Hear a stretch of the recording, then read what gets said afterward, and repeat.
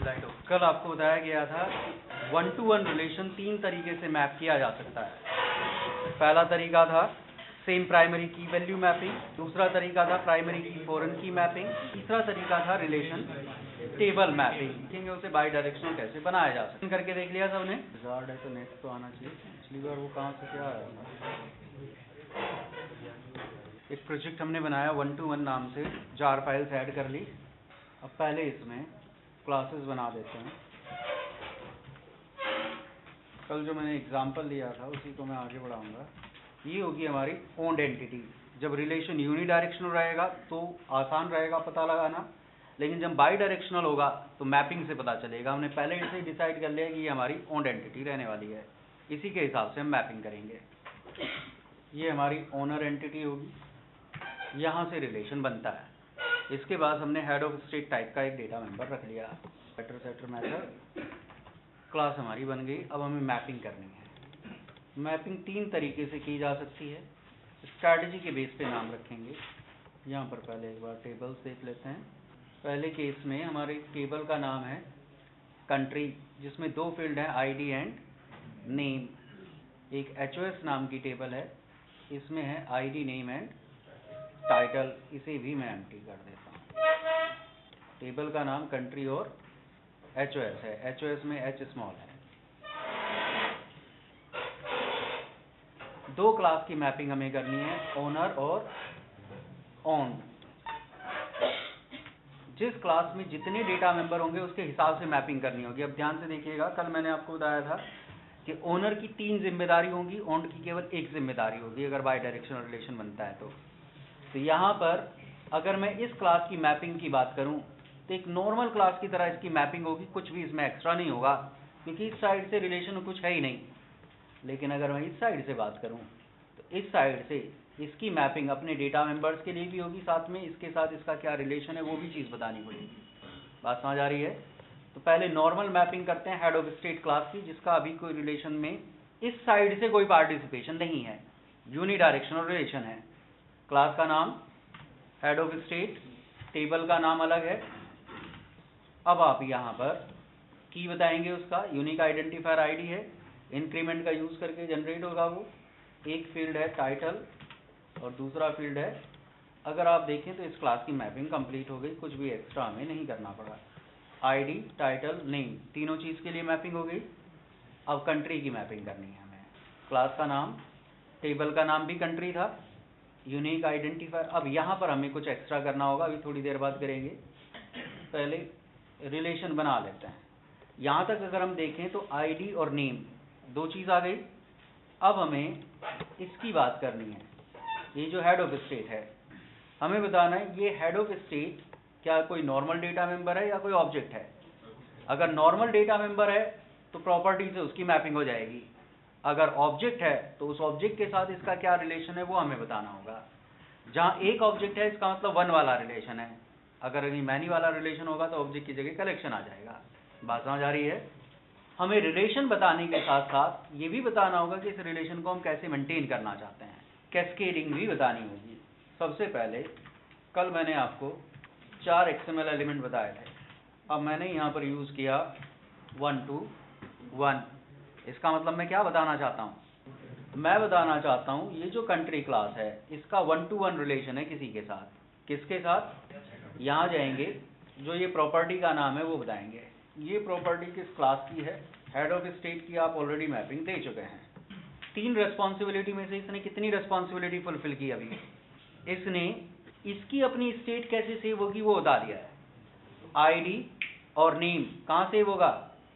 Country नाम की table में। टेबल का नाम अलग से नहीं बताया गया है। इसने ये बता दिया कि इसका हेड ऑफ स्टेट के साथ 1-to-1 रिलेशन है, लेकिन ये नहीं बताया कि जब कंट्री ऑब्जेक्ट सेव होगा तो ये हेड ऑफ स्टेट भी सेव होगा, जब कंट्री डिलीट होगा तो हेड ऑफ स्टेट भी डिलीट होगा। ऐसा कहीं नहीं बताया गया है। साथ में ये भी नहीं बताया गया कि ये रिलेशन टेबल में मेंटेन कैसे किया गया है। इतनी बात बतानी थी इसे अपनी स्टेट मैनेज करनी थी, इसे जो ओन्ड ऑब्जेक्ट है उसकी स्टेट मैनेज करानी थी, और इसे रिलेशन भी मैनेज करना था। तो पहले इसकी अपनी स्टेट मैनेज हो गई। अब हम इससे जो ओन्ड एंटिटी है उसकी स्टेट मैनेज कराते हैं। यहाँ कैस्केड एट्रीब्यूट ये बताता है कि जो भी ऑपरेशन ओनर एंटिटी के ऊपर परफॉर्म किया जाएगा वो ओन्ड के ऊपर भी कैस्केड होगा। कैस्केड का मतलब समझते हैं? कितने लोग समझते हैं कैस्केड? फिजिक्स में पढ़ा होगा कैस्केडिंग इफेक्ट। बहुत क्लासिकल एग्जाम्पल भी दिया जाता है। साइकिल स्टैंड में बहुत सारी साइकिल खड़ी हुई है, एक को धक्का मारो क्या होता है? सारी गिर जाती हैं। क्या कहते हैं उसे? उसे कहते हैं कैस्केडिंग इफेक्ट। बात समझ आ रही है? जब फोर्स एक एक्शन एक एलिमेंट से दूसरे एलिमेंट पे ट्रांसफर हो जाए, तो यहां पर अगर मैं इसके ऊपर कोई ऑपरेशन परफॉर्म करूंगा तो मैं कह रहा हूं कि वो ऑपरेशन इसके ऊपर भी परफॉर्म हो जाए, यानी कि अगर मैं इसे सेव करूं तो ये भी सेव हो जाए। कितनी जिम्मेदारी पूरी कर दी हमने? हमने ये बता दिया ये कहाँ सेव होगा, हमने ये बता दिया कि अगर ये सेव होगा तो ये भी सेव होगा। रिलेशन की कुछ बात बताई गई है। ये रिलेशन टेबल में हम कैसे मैनेज करना चाहते थे? 1 to 1 तो है, मैनेज कैसा करना चाहते थे? सेम प्राइमरी की वैल्यूज हम रखना चाहते हैं, यानी कि जो प्राइमरी की यहाँ है वो यहाँ होनी चाहिए, या उल्टा कह सकते हैं जो प्राइमरी की यहाँ है वो यहाँ पर होनी चाहिए। अब उसके लिए यहाँ पर एक स्पेशल जनरेटर यूज किया जाएगा। अब देखिएगा, अब तीनों चीज हो जाती हैं। यहाँ पर हमने एक जनरेटर यूज किया, ये जनरेटर है फॉरेन जनरेटर, यानी कि इसे हम किसी प्रॉपर्टी का नाम बताएंगे, किसी ऑब्जेक्ट का नाम बताएंगे। उस ऑब्जेक्ट की जो प्राइमरी की होगी उसे ये यहाँ पर यूज कर लेगा एज ए प्राइमरी की। लिखेंगे, पहले ये नोट नहीं करना है, लिखेंगे इन सेम प्राइमरी की वैल्यू मैपिंग, सेम प्राइमरी की value mapping owned entity class is mapped as an independent class. Next line से लिखेंगे, in the mapping of owner entity class, foreign key generator to use the same primary key value, foreign key generator is used to use the same primary key value as the owned entity. This generator receives the name of the owned entity as a parameter. 1-to-1 XML element is used in the mapping of owner entity class to specify the relation of the owned entity to the owner, to specify the relation of the owned entity to the owner, to specify the relation of the owned entity to the owner. Full stop के बाद लिखेंगे cascade attribute of 1-to-1 element is used to specify which persistent operations of the owner are to be cascaded onto the owned entity, यहाँ पर तीन नई चीज use की गई हैं, तीनों के बारे में लिखा दिया गया है। आपको लिखाया गया है 1-to-1 जब यूनिडायरेक्शनल रिलेशन होगा तो उसमें ओन्ड एंटिटी की मैपिंग आप एक नॉर्मल इंडिपेंडेंट क्लास की तरह से करेंगे, उसमें कुछ नया आपको नहीं सोचना है। लेकिन ओनर एंटिटी की मैपिंग में पहले तो आप फॉरेन की जनरेटर यूज करेंगे। इस जनरेटर को ओन्ड जो आपका ऑब्जेक्ट है उसका नाम बताएंगे ताकि इसकी प्राइमरी की यहाँ पर यूज की जा सके। उसके बाद इन दोनों ऑब्जेक्ट का रिलेशन बताने के लिए 1-to-1 एलिमेंट का यूज करेंगे। साथ में कैस्केड एट्रीब्यूट का यूज करेंगे ये बताने के लिए कि ये पार्टी ओनर है, यानी कि जो ऑपरेशन हम इसके ऊपर परफॉर्म करेंगे वो ओन्ड के ऊपर भी परफॉर्म हो जाए। तो यहाँ से पता चलता है कि ओनर की तीन जिम्मेदारी हैं।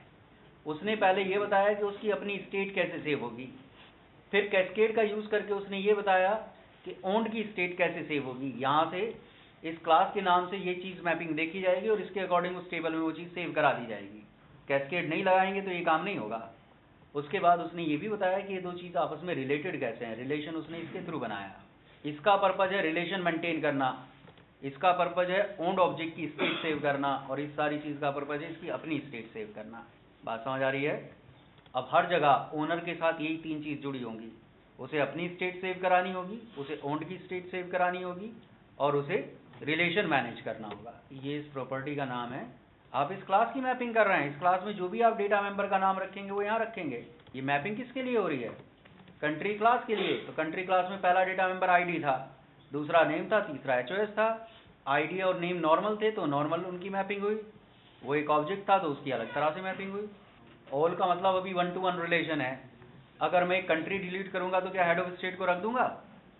हेड ऑफ स्टेट भी डिलीट हो जाएगा। अभी ऑल का मतलब है जो भी ऑपरेशन ओनर के ऊपर परफॉर्म होगा वही ओन्ड के ऊपर परफॉर्म हो जाएगा। आगे one to many, many to many भी पढ़ेंगे तो उसमें ऐसा होगा, सेव तो हम कराएंगे इसके सेव होने से, लेकिन इसके डिलीट होने से उसे डिलीट नहीं कराएंगे, क्योंकि वो कहीं दूसरे ओनर के साथ भी शेयर हो रहा होगा। उस केस में अलग लिखेंगे, कुछ सेव लिखेंगे या सेव अपडेट लिखेंगे या केवल रिफ्रेश लिखेंगे या केवल लोड लिखेंगे। यहाँ पर हमने 2 कंट्री ऑब्जेक्ट बनाए, हर एक कंट्री ऑब्जेक्ट को एक हेड ऑफ स्टेट का रेफरेंस दिया गया है। सेव हम किसे करा रहे हैं? कंट्री को।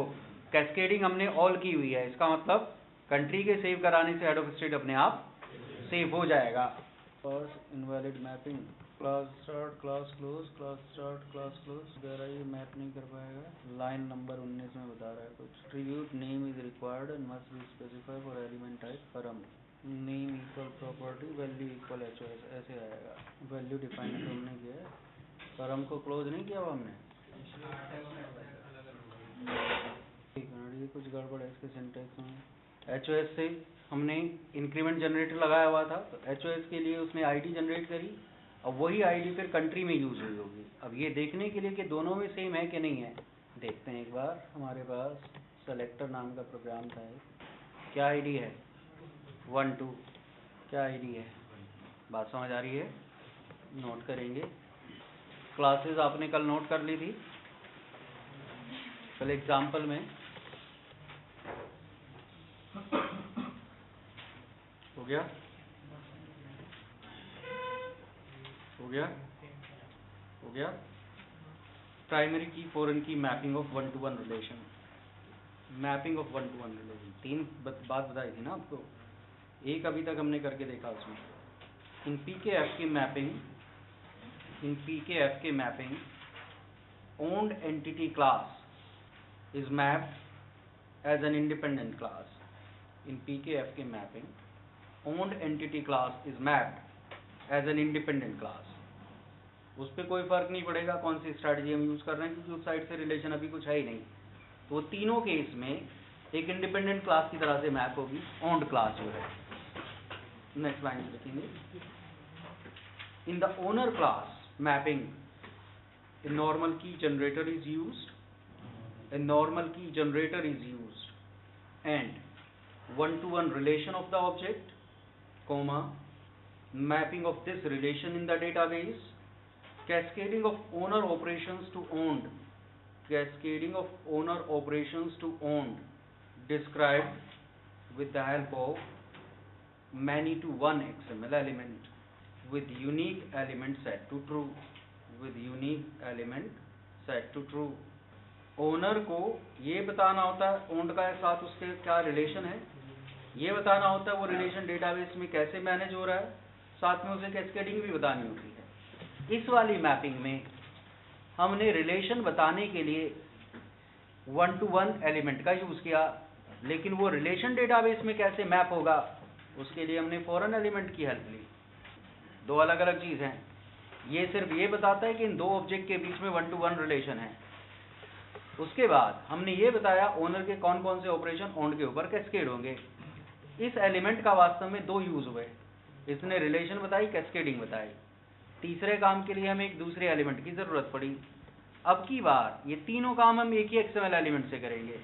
वही ऑब्जेक्ट के बीच में रिलेशन बताएगा, वही वो रिलेशन टेबल्स में कैसे मैप होगा वो बताएगा, और वही कैस्केडिंग भी बताएगा, और वो रिलेशन वो एलिमेंट होगा मैनी टू 1। कैसे यूज करेंगे वो देखते हैं। इस क्लास की मैपिंग पे कोई फर्क नहीं पड़ने वाला, ये एज इट इज रहेगी। पहले अब टेबल्स आपको दिखाता हूँ। हमारे पास यहाँ पर कंट्रीज नाम की एक टेबल है, इसमें है आईडी, नेम, एचओएस आईडी। कल आपको बताया था 1 to 1 रिलेशन में ओन्ड एंटिटी की प्राइमरी की ओनर एंटिटी टेबल में आएगी। ओन्ड एंटिटी यहाँ पर एचओएस थी, ओनर थी कंट्री। कंट्री की टेबल में हेड ऑफ स्टेट की प्राइमरी की आनी चाहिए एज ए फॉरेन की। उसके लिए यहाँ पर चेंज कर दिया गया, टेबल का नाम हो गया कंट्रीज। इसे मैं एक बार एम्प्टी कर देता हूँ।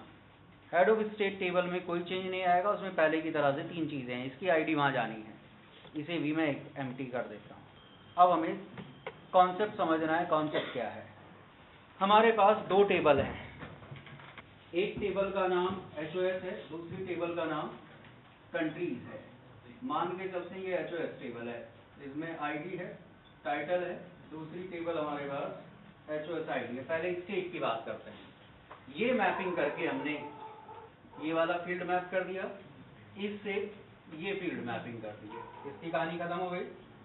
अब चलते हैं यहाँ पर, ये आईडी और नेम से ये दो फील्ड हमने मैप करा दिए, स्टेट मैप हो गई दोनों की।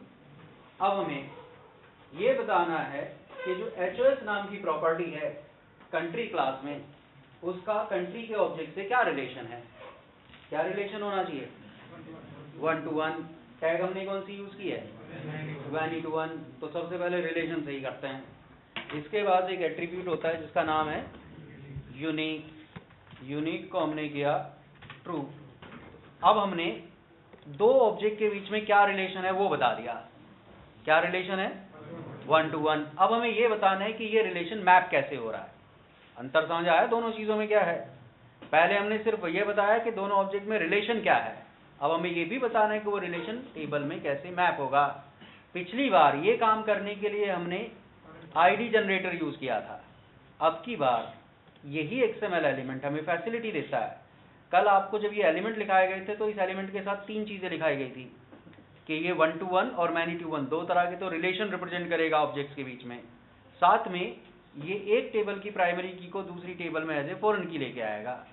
यहाँ पर इन दोनों के बीच में मुझे क्या रिलेशन बनाना था, प्राइमरी की फॉरेन की, इसकी प्राइमरी की को मुझे यहाँ लेके आना है। इस एलिमेंट के पास एक ऑप्शन होता है कॉलम, मैं ये कॉलम का नाम बताऊंगा जिसमें इस ऑब्जेक्ट की प्राइमरी की आएगी, किसकी आएगी वो हम यहाँ बता चुके हैं, बात समझ आ रही है?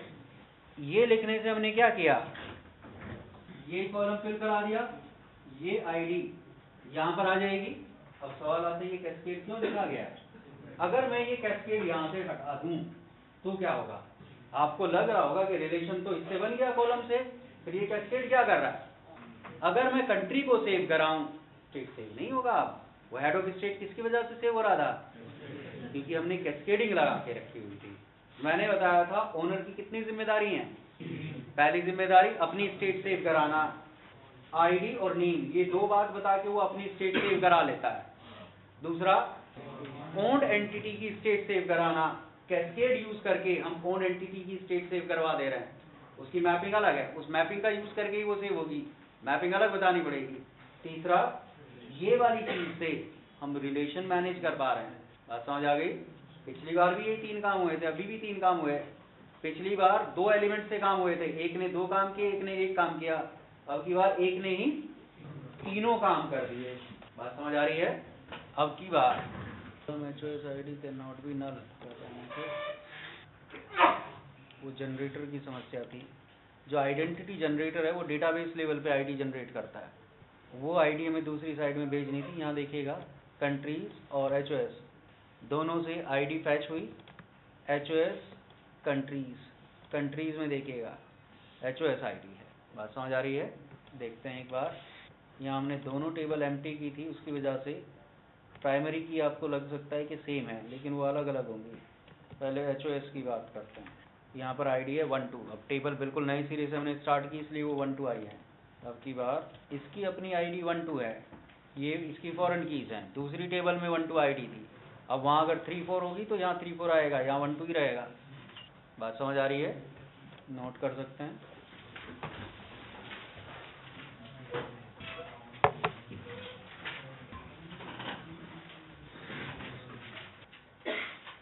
हो गया? यहाँ पर HOS टेबल सेम थी, कंट्रीज टेबल अलग है कंट्री से। कंट्रीज टेबल में कितने कॉलम होने चाहिए? 3, ID name and HOS ID. अब थर्ड अप्रोच लिखेंगे, relation table mapping of 1 to 1 relation. Owned entities class is mapped, owned entity class is mapped as an independent class. लिखेंगे, in the mapping of owner entity class, join XML element is used to specify the relation table. Sub element of join is used to map the primary key of owner entity to the relation table many to 1. Sub element of join is used many to one sub element of join is used to map the primary key of owned entity table to map the primary key of owned entity table to the relation table and to specify the objects relation and cascading. क्या लिखा है आपने? अब की बार हमारे पास 3 table होनी चाहिए. यहाँ पर हमारे पास एक टेबल है कंट्री अंडरस्कोर HOS, ये रिलेशन टेबल है. Country ID, head of state ID दोनों आएंगी इसमें. इसे हमने एम्प्टी कर दिया. हमारे पास पहले की तरह से कंट्री नाम की टेबल है, इसमें आईडी है, नेम है केवल, इसे हमने एम्प्टी कर दिया. HOS नाम की टेबल है, इसे मैं एम्प्टी नहीं कर रहा हूँ, इसमें 2 रिकॉर्ड हैं अभी. इसकी मैपिंग में कोई फर्क नहीं आना है. अब की बार टेबल का नाम कंट्री रहेगा. अब यहाँ से बात करते हैं. अब की बार हमारे पास 3 टेबल है. सबसे पहले ये मैपिंग करके हमने वो तीनों फील्ड्स मैप करा दिए. यहाँ आईडी और नेम की मैपिंग करके हमने ये फिल करा दिया. अब हमें क्या बताना है? अब हमें सबसे पहले तो ये बताना है इन दोनों ऑब्जेक्ट के बीच में रिलेशन क्या है, साथ में वो रिलेशन इस रिलेशन टेबल से मैनेज भी कराना है. तो यहाँ पर इस रिलेशन टेबल से मैनेज कराने के लिए अब कुछ एक्स्ट्रा XML एलिमेंट आएंगे. अभी अगर आप मैपिंग में देखें तो कितनी टेबल के नाम बताए गए हैं? यहाँ से HOS का पता चल रहा है, यहाँ से कंट्री का पता चल रहा है, कहीं कंट्री अंडरस्कोर HOS का पता चल रहा है. सबसे पहले इसका पता लगाते हैं यहाँ पर.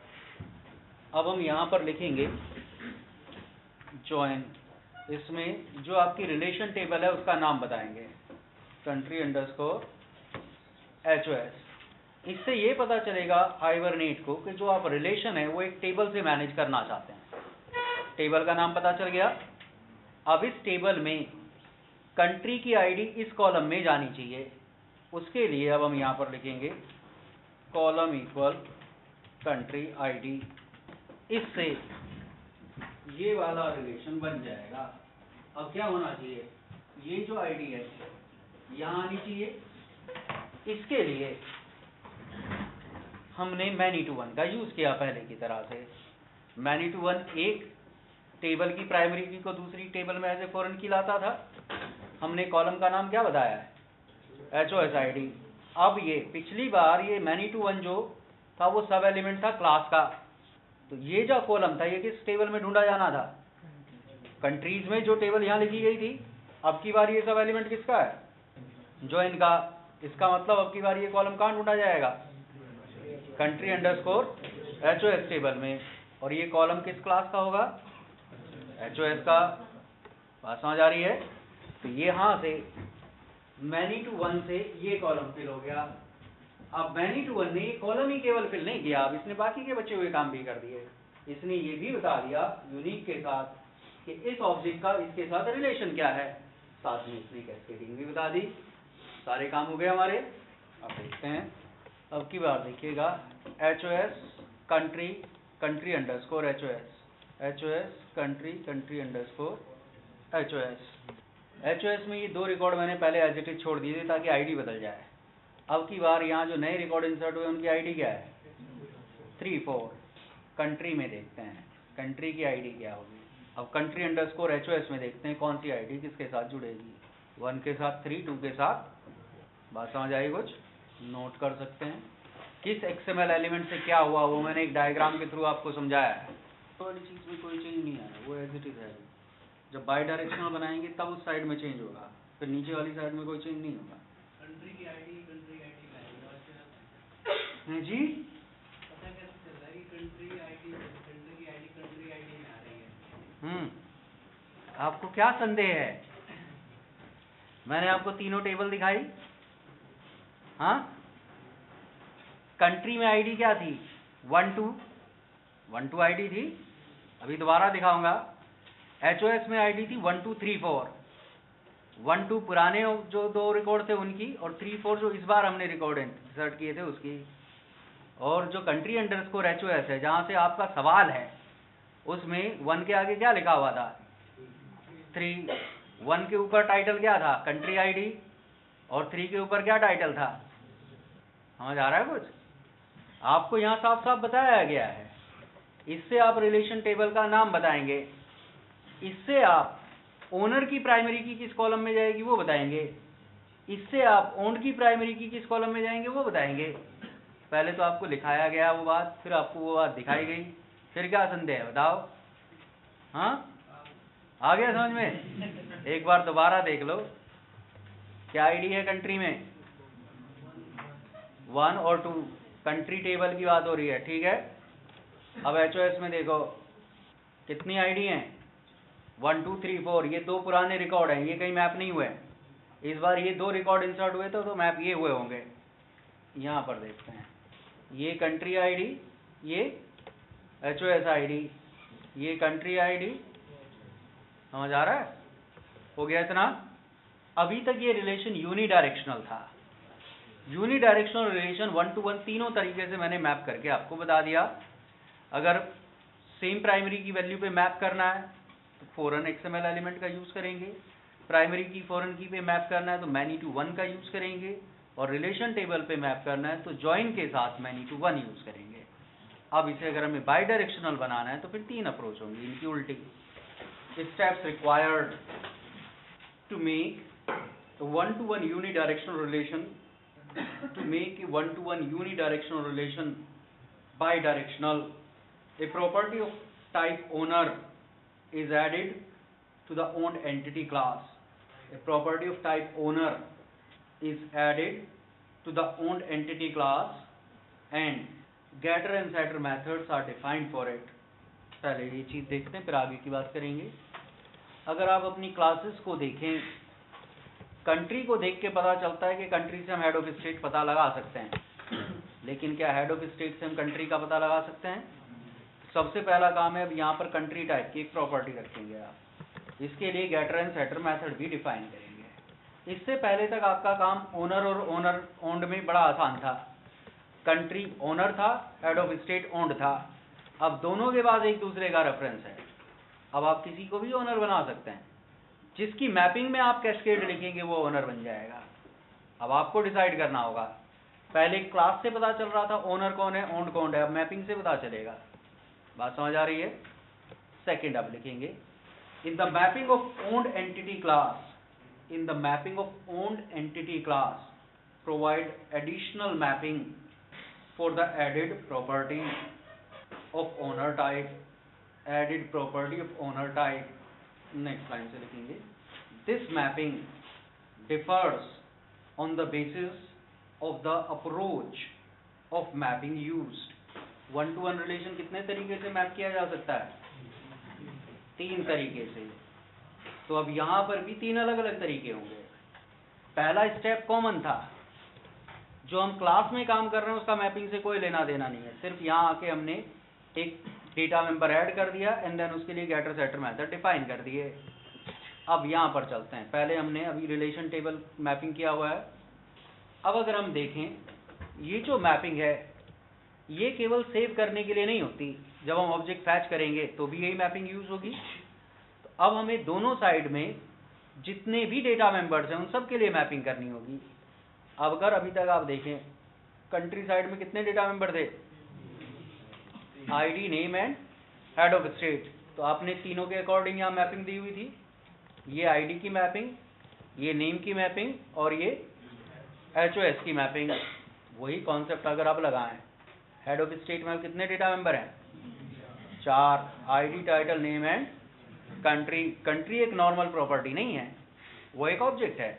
इस ऑब्जेक्ट का इसके साथ कुछ रिलेशन है और वो रिलेशन हमने एक स्पेसिफिक वे में इंप्लीमेंट किया हुआ है।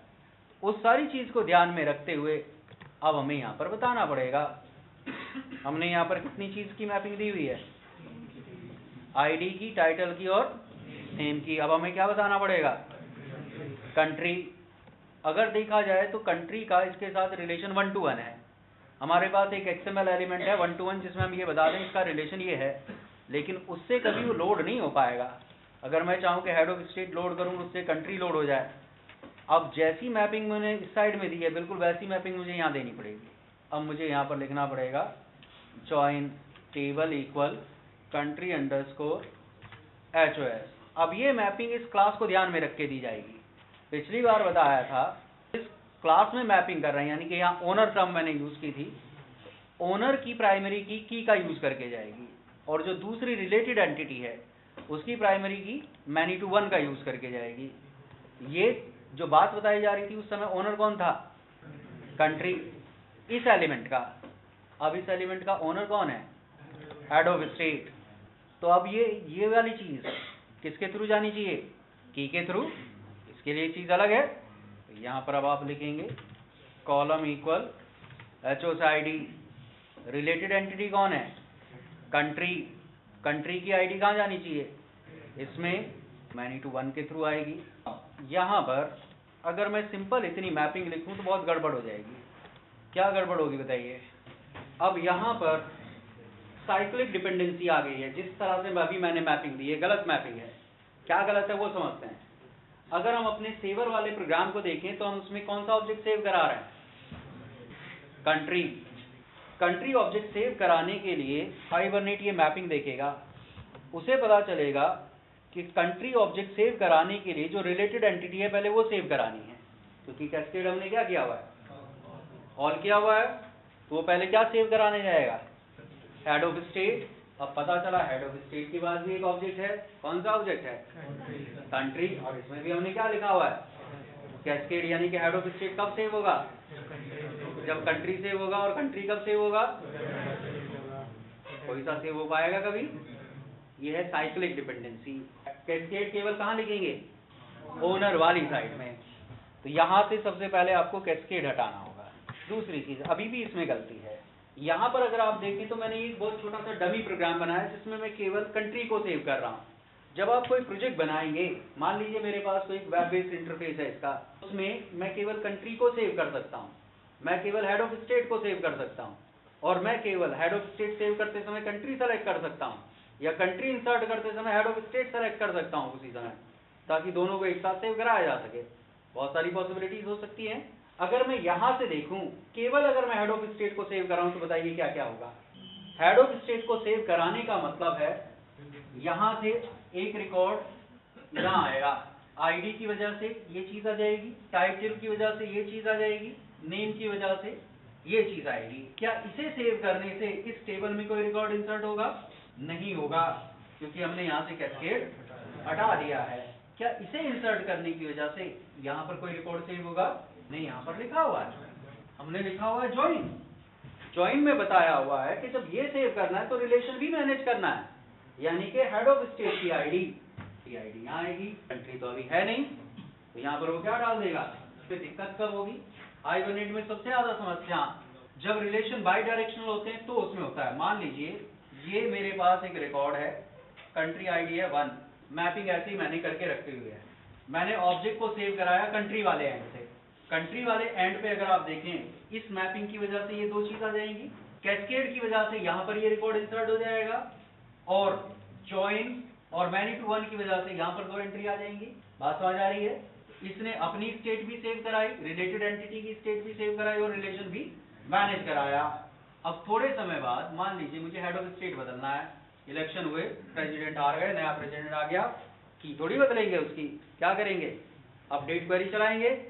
अब मैंने अपडेट क्वेरी चलाई इस टेबल में जहां आईडी इक्वल समथिंग था, टाइटल वही रहने दिया प्रेसिडेंट, नाम बदल गया बस XYZ। अब जब मैं यहाँ अपडेट क्वेरी चलाऊंगा, या जब मैं यहाँ सेव क्वेरी चलाऊंगा, या जब मैं यहाँ डिलीट क्वेरी चलाऊंगा, तो उसका फर्क किस पे पड़ेगा? इस पे भी पड़ेगा। सिर्फ इसमें चेंज कराया, ये केवल ऑब्जेक्ट लिया था, इसके साथ कोई रिलेटेड कंट्री ऑब्जेक्ट लोड नहीं कराया था। तो ये क्या करेगा? यहाँ तो 3 रख देगा, लेकिन यहाँ पर क्या करेगा? नल छोड़ देगा। इसका हमेशा के लिए इससे रिलेशन। अब अगर आप इस कंट्री का हेड ऑफ स्टेट पता लगाना चाहें तो कभी नहीं पता लगा पाएंगे। इसे आप रोकेंगे कैसे ये वाला काम करने से? इस साइड से ये वाले तीनों काम करने हैं, उस साइड से केवल एक ही काम कराना है। उस साइड से जो रिलेशन है लोड करते समय यूज करना है। अगर मैं कभी कहूं कि हेड ऑफ स्टेट का कंट्री कौन सा है, तो अपनी आईडी लेके इस टेबल में पहुंच जाए और उसके कॉरेस्पॉन्डिंग आईडी उठाए और उस आईडी का कंट्री यहां से उठा ले। अपडेट करते समय कुछ ना करे, डिलीट करते समय कुछ ना करे, सेव करते समय कुछ ना करे। इतने लोगों को बात समझ में आ रही है? ओनर को क्या क्या करना होगा? अब 3 अलग अलग टेबल है तो आपको बात समझ में आएगी। जब एक टेबल थी या 2 टेबल थी तो आपको कम समझ में आ रहा होगा। कितनी जिम्मेदारी है ओनर की? अपनी स्टेट सेव कराना, रिलेटेड एंटिटी की स्टेट सेव कराना और रिलेशन मैनेज कराना, और जो ओन्ड एंटिटी है उसकी केवल अपनी स्टेट सेव कराना और केवल ये बताना उसका ओनर से क्या रिलेशन है। रिलेशन डेटाबेस में कैसे इंप्लीमेंट किया जाना है या उस रिलेशन को मेंटेन करना है कि नहीं करना है ये उसे नहीं बताना है। अभी हमने क्या बताया हुआ है, इसकी अपनी स्टेट कैसे सेव होगी ये बता दिया, दूसरे ऑब्जेक्ट के साथ क्या रिलेशन है वो भी बता दिया, और वो रिलेशन टेबल में कैसे मैनेज करना है वो भी बता दिया। अब ये मैनेज वाली चीज इससे हमें छीननी है। यहाँ पर लिखेंगे, इंटरव्यूअर आपसे पूछ सकता है कि जब हम कोई बाई डायरेक्शनल रिलेशन बनाते हैं तो इनवर्स लिखा जाता है, वो क्या पर्पज होता है उसका इनवर्स का। कैस्केड तो हम हटा देते हैं, फिर क्यों इनवर्स लिखते हैं? कैस्केड से क्या होता है और इनवर्स से क्या होता है? बताओ, दोनों से किससे क्या हो रहा है? कैस्केड से रिलेटेड एंटिटी की स्टेट में कोई फर्क नहीं हो रहा है, इनवर्स से रिलेशन में कोई चेंज नहीं हो रहा है। बात समझ आई? यहाँ पर इनवर्स इक्वल ट्रू लिखने का मतलब है ये मैनेज्ड साइड है। इस साइड से अगर हम कोई रिकॉर्ड इंसर्ट, डिलीट या अपडेट करते हैं तो केवल इस टेबल पे फर्क पड़ेगा, इस टेबल के लिए क्वेरी चलाई जाएगी, इसके लिए कभी कोई क्वेरी नहीं चलेगी। अब ये एक बार इनवर्स हटा के मैं आपको दिखाता हूँ तो आपको बात समझ आएगी। मैं यहाँ पर एक और प्रोग्राम बना देता हूँ। ऐसा हो सकता है केवल ओन्ड एंटिटी में हम कुछ चेंज करें। मैंने एक ओन्ड एंटिटी पहले से सेव थी, उसे लोड कराया, लोड करने के बाद उसका नाम केवल बदल दिया।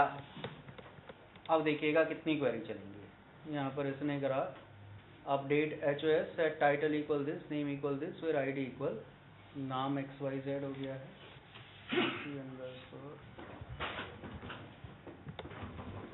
सिंपल हेड ऑफ स्टेट बना के सेव करके देखते हैं। अब देखिएगा ये दो क्वेरी चला रहा था। Column country ID can not be null. ऊपर देखिएगा क्वेरी क्या क्या बनाई इसने, यहाँ से अब आपको समझ में आएगा। हम HOS को सेव कर रहे हैं तो केवल किस टेबल में क्वेरी चलनी चाहिए? HOS में। उसके साथ साथ ये किस में चलाने की कोशिश कर रहा है? Country underscore HOS।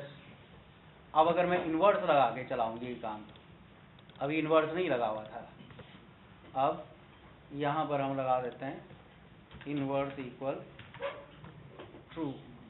सिर्फ हमने यहाँ पर ये चेंज किया, दोबारा से वही काम करते हैं, केवल ओन्ड एंटिटी सेव कराते हैं।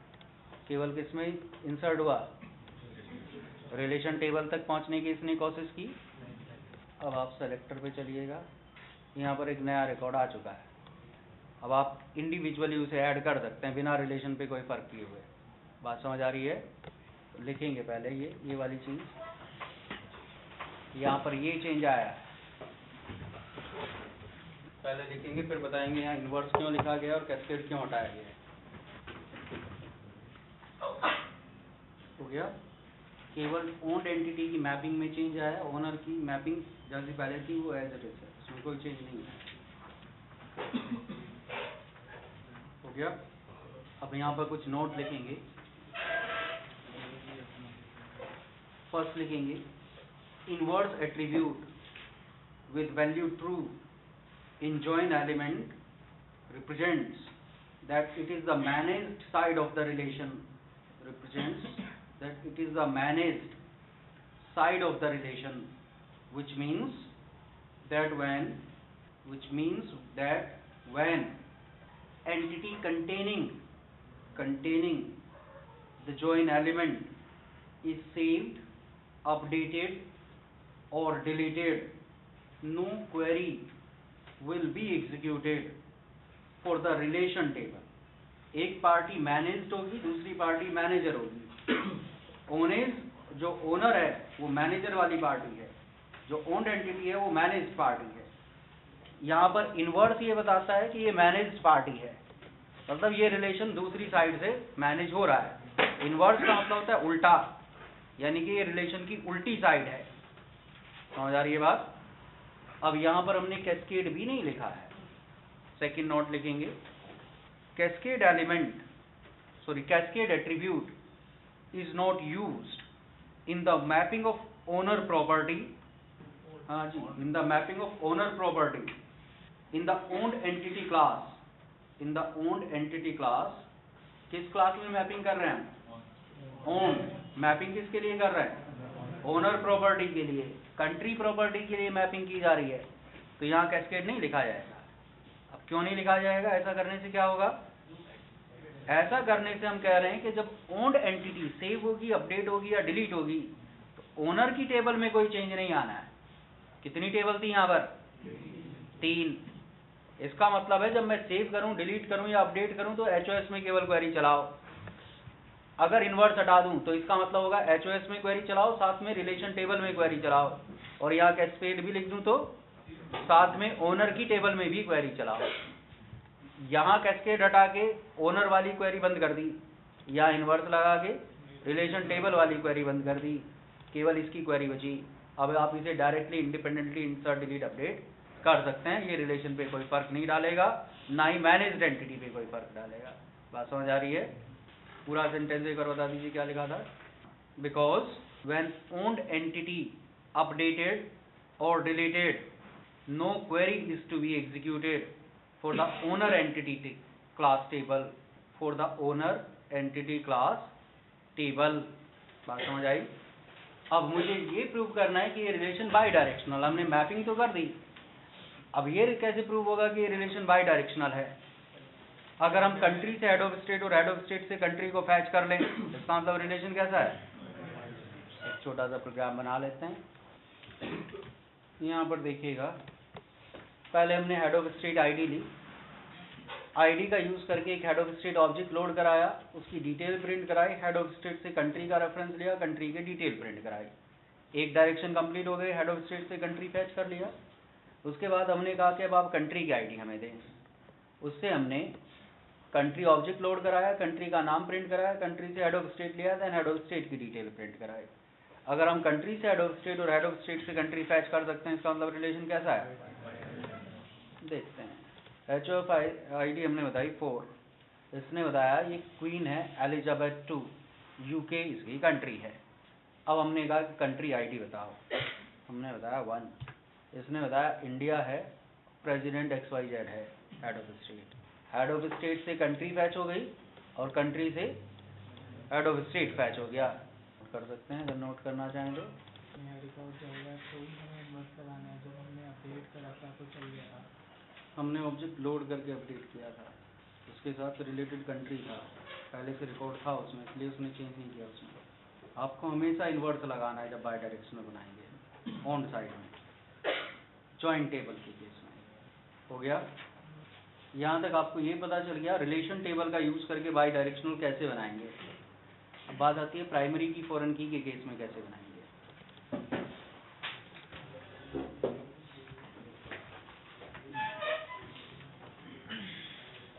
कॉन्सेप्ट अभी भी वही रहना है। यहाँ पर एक प्रॉपर्टी बढ़ गई है कंट्री नाम की। हमें ये बताना है हेड ऑफ स्टेट का उस कंट्री के साथ क्या रिलेशन है। क्या रिलेशन है? 1 to 1, कंट्री के साथ 1 to 1 रिलेशन है। अब 1 to 1 के रिलेशन कभी मेंटेन करता ही नहीं डेटाबेस में। इस साइड में अगर आप देखें तो हमने मैनी टू 1 लिखा हुआ है, इस साइड में 1 to 1 लिखा हुआ है। मैनी टू 1 रिलेशन भी बताता है, वो रिलेशन डेटाबेस में कैसे मैप हो रहा है वो भी बताता है। तो यहाँ पर हम डेटाबेस वाली बात से पहले से बच गए, यानी कि अगर मैं केवल अब हेड ऑफ स्टेट को सेव कराऊंगा तो वो अपनी टेबल में इंसर्शन करेगा, इसकी प्राइमरी की को कहीं दूसरी जगह नहीं लेके जाएगा। ये बात समझ आती है? कैस्केड हमने यहाँ लिखा नहीं, तो उससे दूसरी टेबल की, दूसरे ऑब्जेक्ट की स्टेट सेव कराने का भी सवाल नहीं होता। रिलेशन से भी बच गए, दूसरे ऑब्जेक्ट की स्टेट से भी बच गए। लेकिन जब हम लोड करेंगे, लोड करते समय इसे कैसे पता चलेगा कि रिलेटेड ऑब्जेक्ट कहाँ से आना है? उसका तो कुछ बताना पड़ेगा। यहाँ पर अब हम एक नया एट्रीब्यूट लिखेंगे, प्रॉपर्टी रेफरेंस। इसमें ओनर क्लास में जो ओन्ड नाम की प्रॉपर्टी है, जिसके साथ आपने डेटाबेस वाली मैपिंग बता के रखी हुई है, उसका नाम यहाँ पर बता देंगे। ये टेबल का नाम नहीं है, ये ध्यान रखना है। ओनर एंटिटी में जो आपकी ओन्ड टाइप की प्रॉपर्टी है, जिसके साथ डेटाबेस की मैपिंग बताई गई है, उसका नाम यहाँ पर बताएंगे।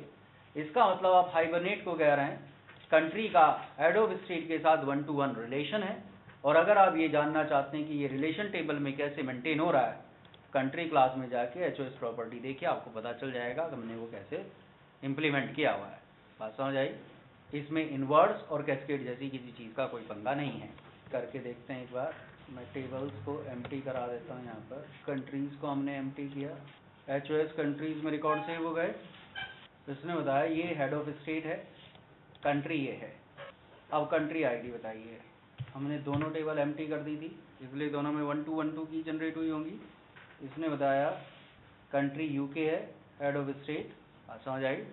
सिर्फ क्या करना है आपको, पीकेएफ के मैपिंग वाली जो फाइल थी आपकी, दोबारा से बंद हो गया था, ये चेंज करना है पीकेएफ के केस में। अब ये अप्रोच फिर one to many, many to many में भी यही चलेगी, प्रॉपर्टी रेफरेंस वाली। डिस्क्रिप्शन लिखेंगे इसका, जो आपने लिखा है ये एक लाइन क्या बताता है, लिखेंगे 1-to-1 element in the mapping of owned entity class represents that the owner entity has 1-to-1 relation to the owned entity, and this relation is mapped in the database, by the owned property in the owner entity class। यहाँ पर जो HOS है वो owned property का नाम है जो owner class में है, जहाँ पर आपने मैनी टू वन लिख के रखा हुआ है। अब बात करते हैं थर्ड अप्रोच की, सेम पी के वैल्यू। इसमें अगर आप देखें तो इसने रिलेशन के बारे में कुछ बताया ही नहीं था, सिर्फ कैस्केडिंग करी थी।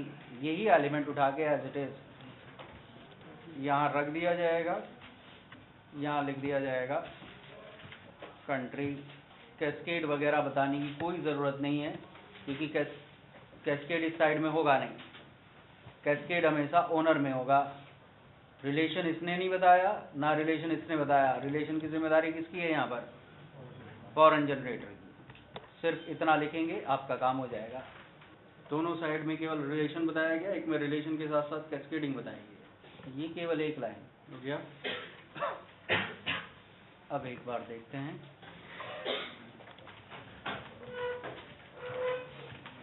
HOS कंट्री में सेव हो गई चीज़ें। अब हमें देखना है, एक बार यहाँ पर चलते हैं HOS में क्या प्राइमरी कीज आई हैं। ये दो रिकॉर्ड हमने टेबल को एम्प्टी नहीं कराया था, 3-4 आया। अब दोनों की आईडी 3-4 ही रहने वाली है। अगर आप कंट्री में भी जाके देखें, ये पुराने रिकॉर्ड हैं, ये नए रिकॉर्ड हैं 3-4। मैं 3-4 वाली चीज़ दिखाता हूँ आपको। ये पी मुखर्जी इंडिया, ये यूके क्वीन एलिजाबेथ।